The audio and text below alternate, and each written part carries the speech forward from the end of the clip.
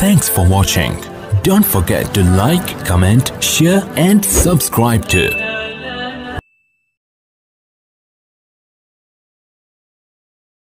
السلام علیکم ورحمۃ اللہ وبرکاتہ۔ محترم و مکرم ناظرین اور سامعین، آج میری آپ سے مؤدبانہ اپیل ہے، درخواست ہے کہ آپ آج کے اس عنوان کو مکمل سماعت کر کے عمل کی نیت سے آگے پہنچائیے۔ ناظرین، اس وقت میں آپ کے سامنے ایک بہت اہم عنوان لے کر حاضر ہوا ہوں، اور وہ عنوان ہے ملک بھارت میں مسلمانوں کی حیثیت، حقیقت اور مسلمانوں کے ہدف۔ جی ہاں ناظرین، آئیے تو اس سے پہلے کہ آپ یہ عنوان اور یہ ٹاپک سماعت کریں، آپ سے مؤدبانہ اپیل ہے کہ ہمارے اس چینل وائس آف علماء حق کو سبسکرائب کر دے، بیل آئیکن پر ضرور کلک کر دے اور اپنے دوست و احباب میں ثواب کی نیت سے شیئر کریں۔ ناظرین، یہ ایک حقیقت اپنے ذہن و قلوب میں پوری طرح پیوست کر لیجئے کہ اس ملک میں مسلمانوں کی موجودگی کی حیثیت آندھی کے اڑائے اور بکھرے ہوئے دانوں کی طرح ہرگز نہیں ہے، بلکہ خالق ارض و سما اور شہنشاہ کائنات کے اپنے فیصلے اور منصوبے کے تحت یہاں باقاعدہ ان کی گویا کاشت کی گئی ہے، اور چونکہ وہ یہاں ان کی فصل بہار دیکھنا چاہتا ہے، اس لیے یہ ایک یقینی اور ناقابل انکار واقعہ ہے کہ انشاءاللہ بھارت میں اسلام بھی زندہ اور تابندہ رہے گا، اور مسلمان ملت بھی یہاں اپنے دینی تشخصات کے ساتھ زندہ اور فعال رہے گی۔ کچھ نادان دشمنان حق اس ملک سے مسلمان ملت کو مٹانے کے منصوبے سوچ سکتے ہیں، پروگرام بنا سکتے ہیں اور ناکام کوششیں بھی کر سکتے ہیں، اپنے دلوں کا بغض ظاہر کرنے کے لیے اس وہم و خیال کا پرزور پروپیگنڈا بھی کر سکتے ہیں، اور کچھ کمزور دل رکھنے والوں کو پریشان بھی کر سکتے ہیں، اور اللہ کی طرف سے ان ظالموں کو تھوڑے وقت کے لیے ڈھیل بھی دی جا سکتی ہے کہ وہ اپنے ظلم اور سفاکی کا پیمانہ لبریز کر لیں۔ ان کو قتل و غارت گری کا موقع بھی مل سکتا ہے،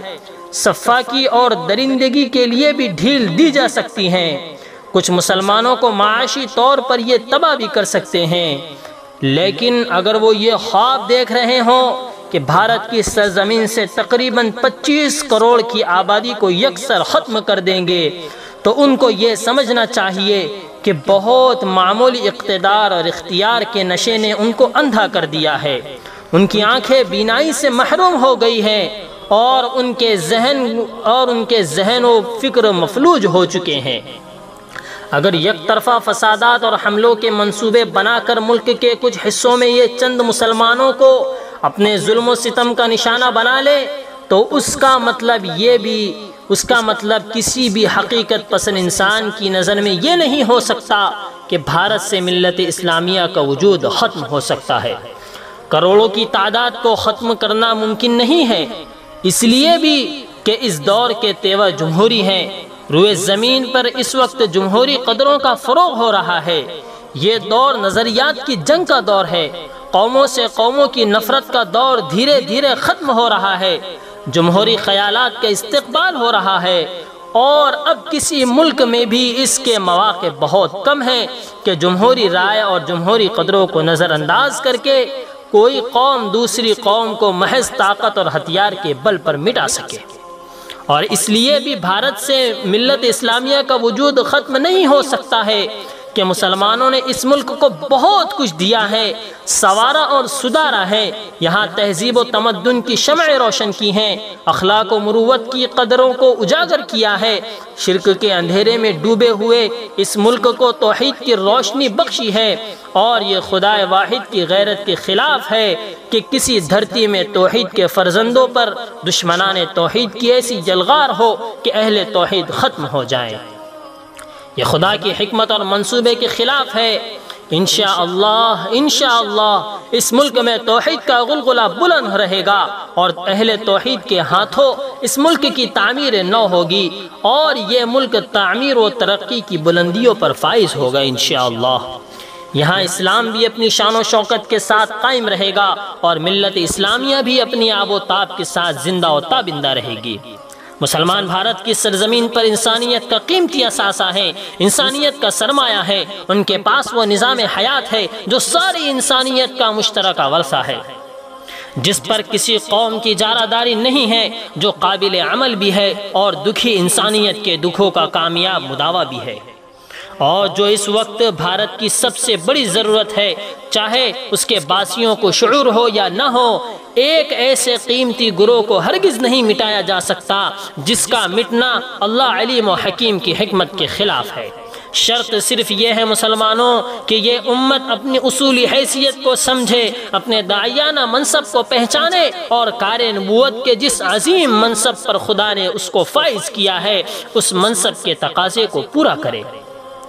اس ملک میں خدا کا پیغام پہنچائیں، بھٹکی ہوئی انسانیت کو راہ حق دکھائیں، سکون و طمانینت کے لیے ترستی دنیا کو امن و سلامتی کے ماحول یعنی دین اسلام کے آغوش میں لے کر اور وہ فریضہ انجام دے جس کے لیے اللہ تعالیٰ نے اس کو اس ملک میں رہنے بسنے کا موقع دیا ہے۔ اللہ کی طرف سے حفاظت کا وعدہ ہے۔ اگر یہ ملت شعور کے ساتھ اپنی داعیانہ حیثیت کو پہچان کر کار نبوت انجام دینے میں لگ جائے تو خدا کا اس سے وعدہ ہے اور اس نے یہ ضمانت دی ہے کہ وہ خود اس کی حفاظت فرمائے گا،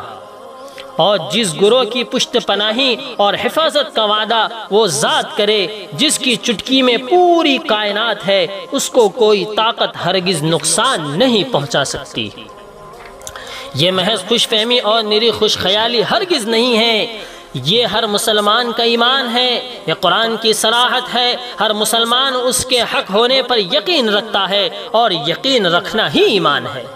اس یقین میں تذبذب ایمان کی کمزوری ہے۔ اگر دل کے کسی گوشے میں بھی شک اور تذبذب کا گزر ہے تو اپنے ایمان کی فکر کیجئے، اور اس یقین سے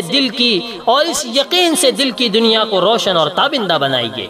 بلا شبہ یہ کہنا صحیح نہیں ہے کہ دعوت حق کا فریضہ انجام دینے کا آغاز کرتے ہی لوگ آپ کی راہ میں آنکھیں بچھانے لگیں گے اور آپ کا استقبال کرنے کے لیے ہماتن تیار ہو جائیں گے۔ آپ کی راہ میں مشکلات بھی آئیں گی، مصائب و آلام بھی آئیں گے، پریشانیاں بھی آئیں گی، آزمائشیں بھی ہوں گی، اور آپ کو جان و مال کی قربانیاں بھی دینا ہوگی، لیکن یہ سب کچھ ایک مقصد کے تحت ہوگا،